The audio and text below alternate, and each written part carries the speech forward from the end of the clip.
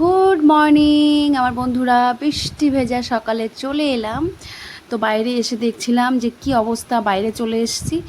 আসার পরে ভাবছি ভিজেই যখন গেছি তাহলে কোথাও যাইনি, বাইরে এসেছিলাম দেখার জন্য। তো ঠাকুরের বাসনপত্র মাজামাজি করব এখন, কারণ এই বৃষ্টিতে নিয়ে যেতে পারবো, কারণ গাড়ি বসলে পারে। তো যাই হোক, চলে এলাম টাইম আছে যেখানে আমার পুজোর বাসন বাগেরা মাজতে হয়, সেখানে চলে এলাম। নিচে দেখলাম ভালোই বৃষ্টি, তো এখানে পরিষ্কার পরিচ্ছন্ন করলাম।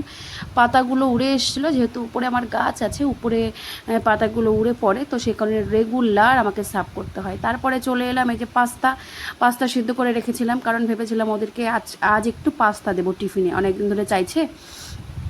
তো স্কুলে যেহেতু সচরাচর দেওয়া হয় না, যেহেতু স্কুলে কোনো রকম পাস্তা, ম্যাগি বা চাউমিন এই সমস্ত অ্যালাউ করে না, তো হয়তো মাসে একবার বা সপ্তাহে একবার করে দিই, সেক্ষেত্রে আর ম্যাম কিছু বলে না। আর যেহেতু পাস্তাটা আমি করব ভেবেছিলাম শুধুমাত্র ভেজিটেবলস দিয়ে, তো যেহেতু স্কুলে পাঠাচ্ছি না বলে বাড়িতে সিম্পলি করলাম। দেখলাম যে স্কুলে গেলে কমসে কম ভেজিটেবলস দেখলে ম্যামরা আর বারণ করে না, সবজি দিয়ে করলে খেতে দেয় বাচ্চাদেরকে। তো সে কারণে স্কুলে আর পাঠাচ্ছি না, ঝটপট দেখলাম যে সিদ্ধ করা হয়ে গেছে, ওদের জন্য করে রাখি। ঘুম থেকে উঠে টিফিনটা করে নেবে, গিয়ে বাকি পড়াশুনো করতে বসবে। কারণ এত বৃষ্টিতে যেহেতু আমি স্কুটিতে যাই ওদেরকে নিয়ে, ওরা তো ভিজবেই, আর সেই 2:40 অবধি স্কুলে থাকা মানে পুরো বৃষ্টি বর্ষাতে একদম অবস্থা খুব, মানে জ্বর টর চলে আসবে। এখন ওয়েদারও ঠিক নেই। তো আমি খুব সিম্পলভাবে পাস্তা করি, মেয়োনিজ পাস্তা করি এবং চিজ পাস্তাও করি। তো এটা আমার বাচ্চারা সব থেকে বেশি পছন্দ করে, সবজি দিয়ে। শুধু সবজিটা এখানে নেই, সবজিটা দিইনি, বাকি সব কিছু। তো এই পাস্তা মশলাগুলো আমার সবসময় বাড়িতে রাখা থাকে, এটা দিয়েই আমি করি।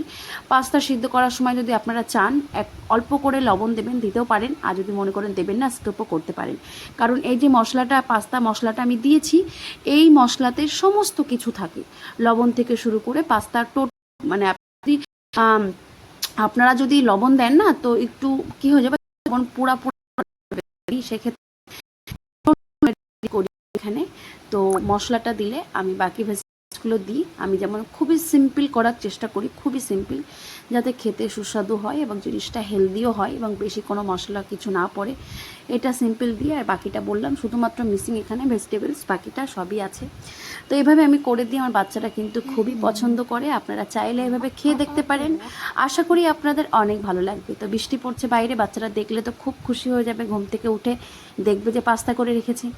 তো যাই হোক, পাস্তাটা রেডি করে রাখি, ওদের পরে ডাকবো। আমি সংসারে কাজকর্ম করে একটু স্নানও করব, কারণ গায়ে জল পড়েছে, বৃষ্টির জল, তো এইভাবে থাকবো না। তো ঝটপট নিচে থেকে এসে উপরে কাজগুলো করে নিই, কাজগুলো করে বাকি সংসারে কাজ করে স্নান করে ঠাকুর পুজোও করতে হবে। তো ভাবছি চলুন আজ চট করে আপনাদের সাথে শেয়ার করি আমি পাস্তা কী করে তৈরি করি। অন্য কোনো দিন আমি মেয়োনিজ দিয়ে যেদিন তৈরি করি অবশ্যই আপনাদের সাথে শেয়ার করব, এবং যেদিন চিজ পাস্তা করি সেই দিনও যদি সময় থাকে বা অবশ্যই শেয়ার করব আপনাদের সাথে। কিন্তু চিজ বা মেয়োনিজের থেকে সব থেকে আমার বাচ্চারা কিন্তু এটা খেতে বেশি পছন্দ করে।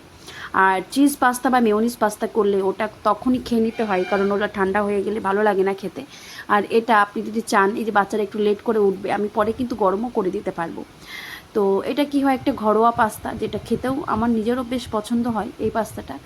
তো সেক্ষেত্রে আমি সবসময় চেষ্টা করি ঘরোয়া কিছু করা, যেটা তেল কম লাগবে, মশলা কম প্রয়োজন হবে এবং বাচ্চাদের কোনো রকম কোনো হেলথ ইস্যু প্রবলেম হবে না। আর আমি এই জিনিসগুলো খুবই কম দিই ওদেরকে, যে বললাম মাসে একবার বা সপ্তাহে একদিন। আমার আজ মিনি ব্লগটা কেমন লাগলো অবশ্যই জানাবেন। বৃষ্টি ভেজা সবাই অনেক মজা করুন।